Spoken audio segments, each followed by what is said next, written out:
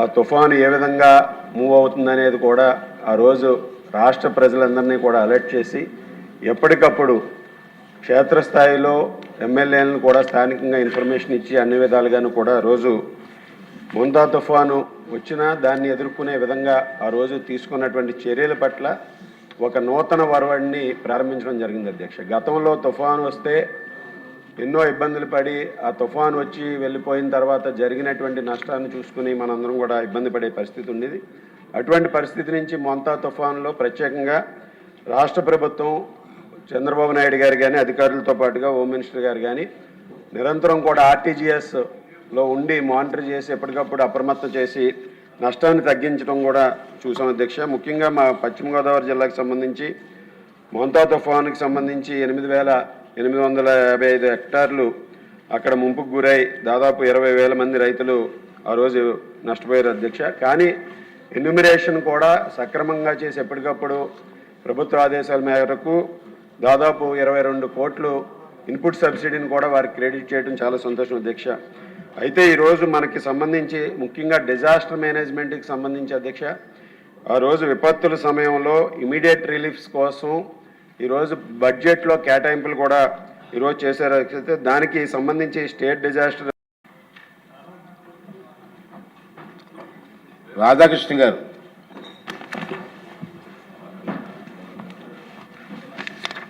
ధన్యవాదాలు అధ్యక్ష.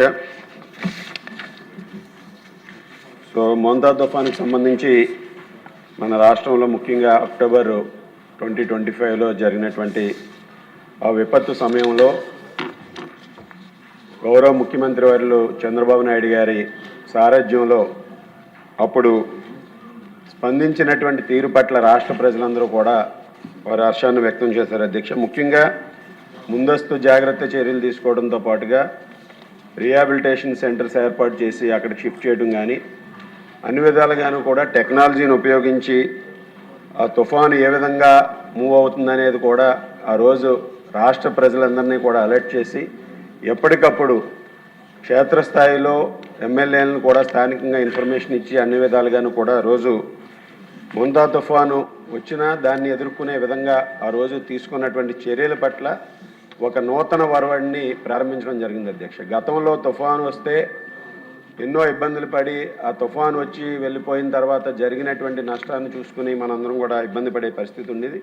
అటువంటి పరిస్థితి నుంచి మొంతా తుఫానులో ప్రత్యేకంగా రాష్ట్ర ప్రభుత్వం చంద్రబాబు నాయుడు గారు కానీ అధికారులతో పాటుగా హోమ్ మినిస్టర్ గారు కానీ నిరంతరం కూడా ఆర్టీజీఎస్లో ఉండి మానిటర్ చేసి ఎప్పటికప్పుడు అప్రమత్తం చేసి నష్టాన్ని తగ్గించడం కూడా చూసాం అధ్యక్ష. ముఖ్యంగా మా పశ్చిమ గోదావరి జిల్లాకు సంబంధించి మొంతా తుఫానుకి సంబంధించి 8,855 హెక్టార్లు అక్కడ ముంపుకు గురై దాదాపు 20,000 మంది రైతులు ఆ రోజు నష్టపోయారు అధ్యక్ష. కానీ ఎన్యూమరేషన్ కూడా సక్రమంగా చేసి ఎప్పటికప్పుడు ప్రభుత్వ ఆదేశాల మేరకు దాదాపు 22 కోట్లు ఇన్పుట్ సబ్సిడీని కూడా వారికి క్రెడిట్ చేయడం చాలా సంతోషం అధ్యక్ష.